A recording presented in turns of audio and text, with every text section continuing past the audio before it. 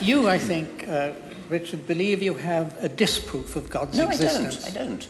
You were wrong when you said that. I constructed in the God delusion a 7-point scale, of which 1 was I know God exists, 7 was I know God doesn't exist, and I called myself a 6. Why don't you call yourself an agnostic then? I do. But I think it's you are described as the world's most famous atheist. Well, not by me. Not by me.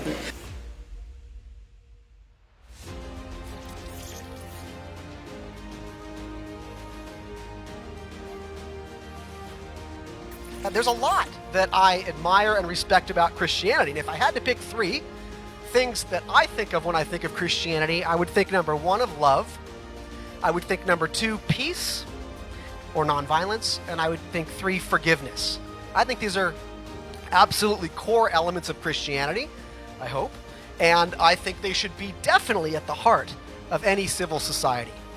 And I absolutely agree that Christianity has contributed much to civilization in terms of moral progress, and there's no question that Christians give more today in terms of charity and volunteering and service than secular Americans.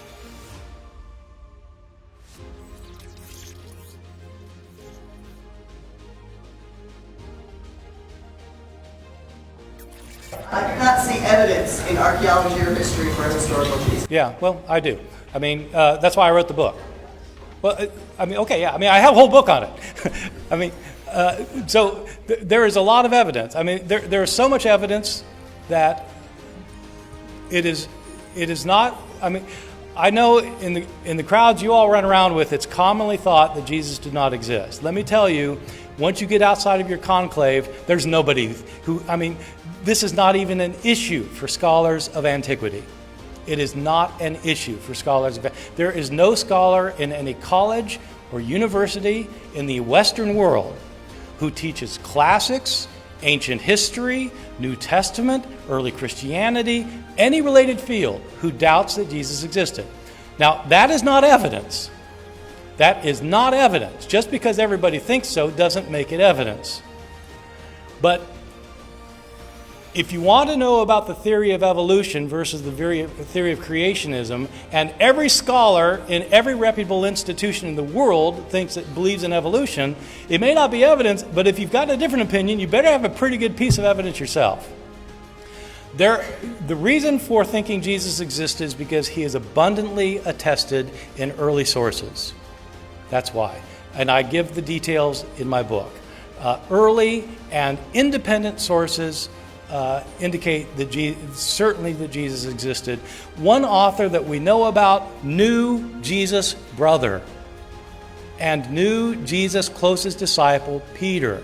He's an eyewitness to both Jesus' closest disciple and his brother.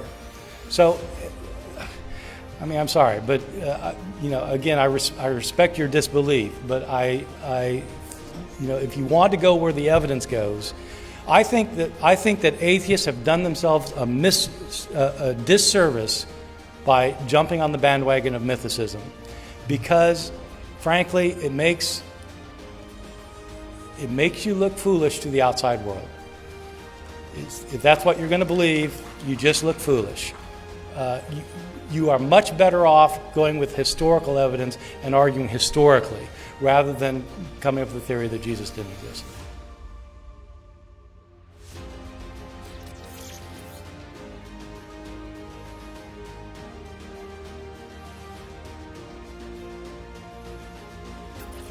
He pointed out that I actually argue that Jesus didn't exist. That's not strictly speaking true. I argue that it's a hypothesis that needs to be considered that I find persuasive, but I have consistently argued in public many times that this is a theory, this is a hypothesis that needs to be subjected to peer review, needs to be moved through and generate a consensus before we can argue it. So in this debate here today, I am completely assuming that the consensus is correct, that Jesus existed. I'm even agreeing with Dr. Craig's argument that Jesus was buried. Completely agree with that.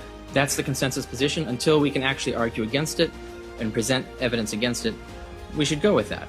And the appearances, I also agree, obviously, that there were appearances, but I argue that the appearances were hallucinations. There isn't really any evidence to discount that.